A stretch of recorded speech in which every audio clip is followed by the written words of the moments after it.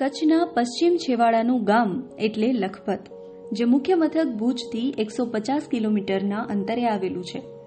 લખપતથી 35 કિલોમીટરના અંતરે કોટેશ્વર મહાદેવ મંદિર આવેલું છે. પ્રવાસનમાં કચ્છના યાત્રાધામોનો પણ વિકાસ થયો છે, જેમાં કોટેશ્વરનો તીર્થધામ તરીકે વિકાસ થયેલો છે. કોટેશ્વર સાથે પૌરાણિક કથા જોડાયેલી છે, જેના વિશે આપણે કચ્છના ઇતિહાસકાર પ્રમોદભાઈ જેઠી પાસેથી જાણીએ. કચ્છના જે યાત્રાધામો છે તેનામાં કોટેશ્વરનું નામ બહુ અગ્રસ્થાને છે. ભારતમાં પણ જેટલા તીર્થધામો છે એમાં નારાયણ સરોવરનું નામ આવે છે. તો નારાયણ સરોવરની બાજુમાં જ 2 કિલોમીટર ઉપર કોટેશ્વર આવ્યું છે.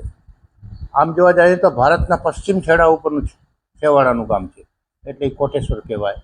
હવે આ કોટેશ્વર છે એ મહાદેવના વિશે લોકવાયકા કહો તો લોકવાયકા અને પુરાણોમાં પણ જે એનો ઉલ્લેખ છે.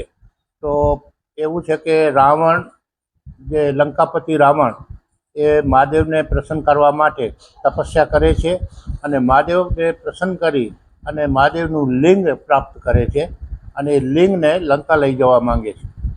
હવે એ વખતે જે ઇન્દ્ર અને બીજા પણ જે દેવતાઓ છે એમને વિચાર્યું કે જો રાવણ આ લિંગને લઈ જશે લંકા તો આપણે એ શક્તિશાળી થઈ જશે અને આપણી એની સામે ટકી નહીં શકીએ. એટલે એમને બ્રહ્માને વાત કરી અને બ્રહ્માએ પોતે ગાયનું સ્વરૂપ લઈ અને કોટેશ્વરની બાજુમાં જે ખાડી હતી, જે નારાયણ સરોવર પાસે, એ ખાડીની અંદર ગાયના સ્વરૂપે ફસાઈ જાય છે. હવે રાવણ અહીંયાથી નીકળ્યો પોતે જે લિંગ લઈને, ત્યારે મહાદેવ પ્રસન્ન થયા અને એક શરત મૂકી હતી કે તું આ લિંગ તને હું એક શરતે આપું કે તું એને જમીન ઉપર ના મૂકતો. તું એને જમીનમાં અટકાવીશ તો જ્યાં જમીનમાં અટકશે એ આ જે જગ્યા ઉપર એને અટકશે એ જ જગ્યા ઉપર એ સ્થાપિત થઈ જશે. એટલે રાવણે કબૂલ પણ થયો અને એ જતો હતો અને ઉપરથી એણે જોયું કે એક ગાય છે એ ફસાઈ ગઈ છે. તો એ રાવણ બ્રાહ્મણ છે, તો એ બ્રાહ્મણના ભાવે એ ગાયને બચાવવા માટે નીચે આવે છે અને એક હાથમાં લિંગને રાખે છે અને એક હાથથી ગાયને બહાર ખેંચવાનો પ્રયત્ન કરે છે. પણ ગાય નીકળતી નથી.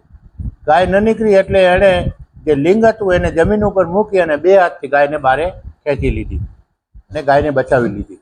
પણ જે શરત રાખી હતી કે જે લિંગ જમીન ઉપર નહીં મૂકવાની, એ શરતનો ભંગ થયો અને ત્યાં જ લિંગ સ્થાપિત થઈ ગયું. પછી એને અફસોસ થયો અને પોતાની ભૂલ સમજાણી, પણ એ મોડું થઈ ગયું હતું. એટલે જે જગ્યા ઉપર સ્થાપિત થઈ ગયો એ આજનું કોટેશ્વર છે. શસ્ત્ર કોટેશ્વર, શસ્ત્ર લિંગ થઈ ગયા એટલે કોટી લિંગ થયા. એટલે અસલ લિંગ કયું છે એ પોતે ગોતી ન શક્યો અને નિરાશ થઈને એ પોતે પાછો ગયો. એ આપણું આજે કોટેશ્વર.